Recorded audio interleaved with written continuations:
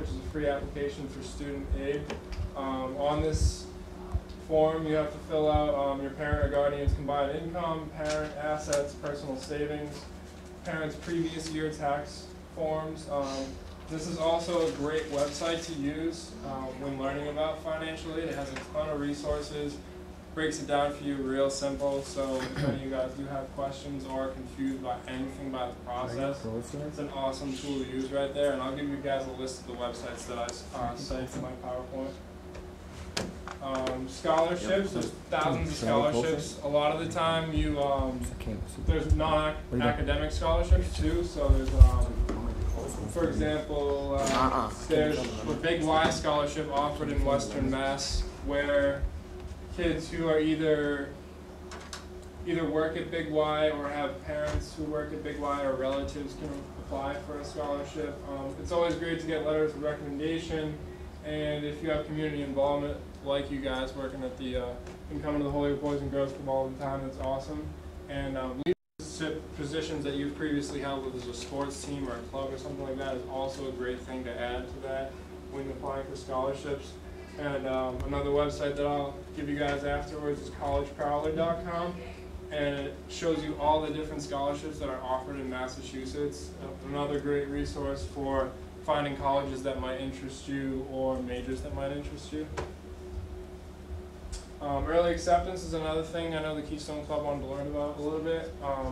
Typically colleges hold deadlines of October 15th and November 1st for early admission application. Increases your chances of acceptance. I know my personal experience with it. I applied to UMass Amherst early. It was just relieving for me to find out early that I was going to be accepted, and it also doesn't pressure the college to accept students during regular admission when everyone's applying, so it gives you a better chance.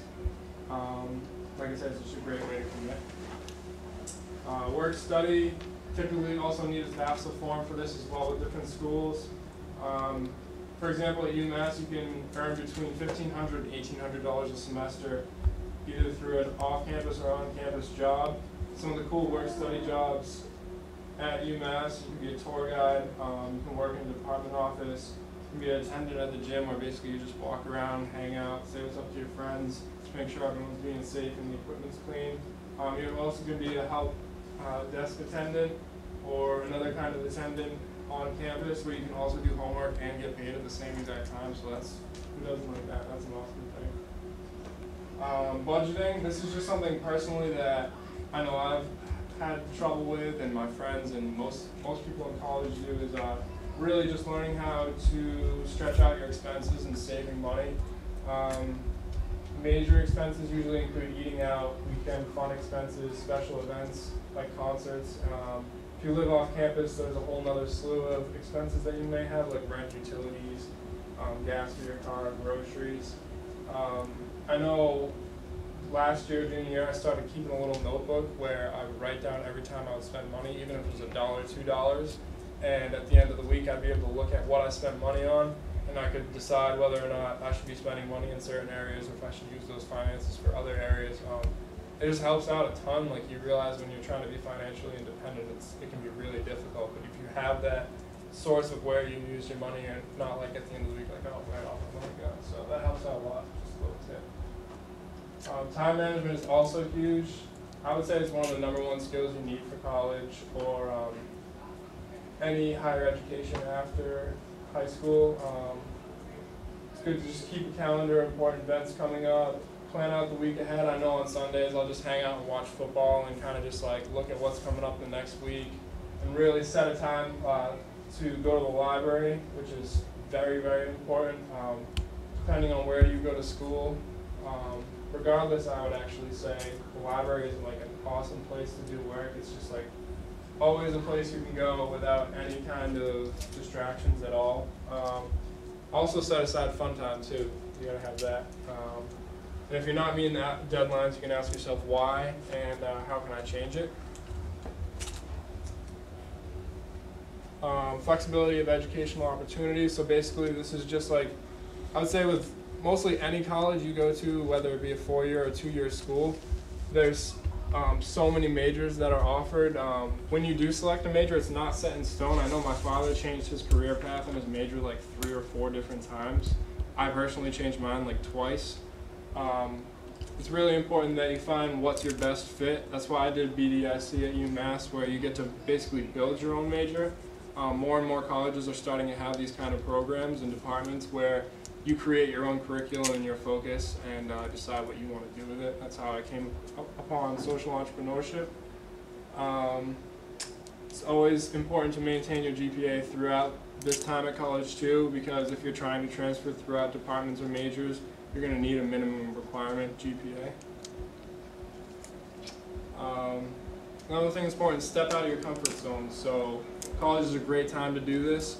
There's tons of different clubs and opportunities on and off campus for you to meet new people and try new things. For example, at UMass, they have over 200 student-run clubs like Ski and Board Club, the University Programming Council, where you actually get to meet musical artists. One of my friends got to meet Wiz Khalifa when they brought him to the school because they got to organize the concert and talk with his agents and figure out the deal that they wanted to do to bring him to the school. So it's just like awesome experiences like that, and you also can participate in things like club sports as well. Use the resources around you. So clearly you guys are already doing a great job of that by coming to the club and using everything that they offer. Specifically at college, they have things like tutoring programs, office hours for professors, review sessions for tests, study groups, teaching assistants who are people within the classes, aside from the professor that can help you out.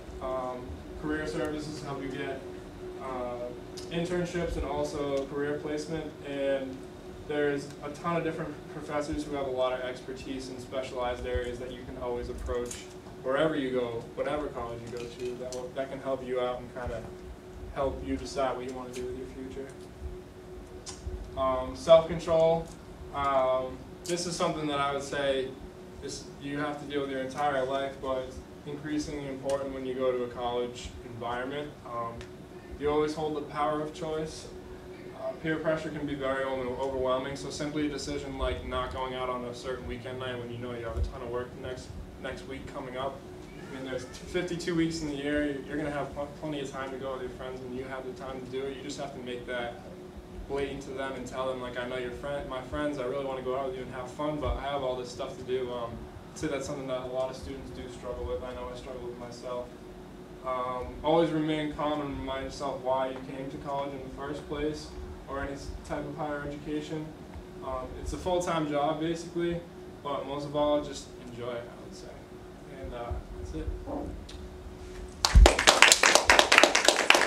guys have any questions at all? I know I kind of ran through that a little quick.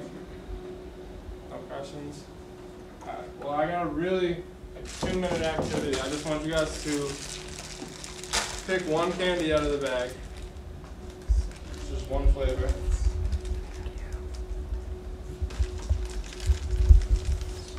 Hope people like these. I know they're my personal fave.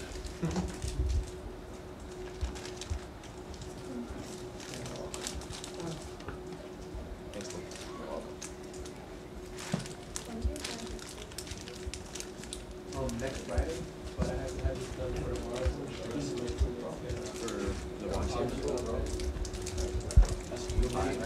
Cameraman gets one too. All right. Awesome. What, 6 o'clock? I feel good. Thank you very much. We'll talk to Angelo about that. Say it again? You want to take that one? I don't like it. Alright, so I want everyone to just take a quick look at what color they selected. I had envisioned this activity being more interactive where everyone would get up. I don't really know if we have the space for it, but it's fine. I can just explain what I was going to do anyways. Basically, the different colors represent a different thing, a different friend of mine or a different experience I've had. So cherry would represent a friend of mine who had made a lot of mistakes in his life and wasn't really making it where he wanted to go. He tried to apply to a lot of colleges, but he didn't really follow through on it. ended up working a part-time job, which is progress, and you can move up, you can become a manager and move within your certain company. But ultimately, I think education is the best way to further yourself in life and really broaden your horizons and open your experiences. So that kind of represents that. Green apple, so green, that's go. I would say that represents one of my friends that graduated last year, who actually is working for the Boston Consulting Group right now in Boston, has a great apartment, has a great job, did a great job in college, can help provide for his family, has a lot of financial freedom now. So I would say that's something that is very exemplary of what a good college experience can get you. Watermelon is pink. I have a lot of friends back home who went to 2-year schools, which is still an awesome opportunity, and they either got jobs offered to them after that or moved on to go to different colleges who had 4-year programs. So those are people who didn't take the big step to go to a 4-year school right away, but still are making progress nonetheless, which is very important.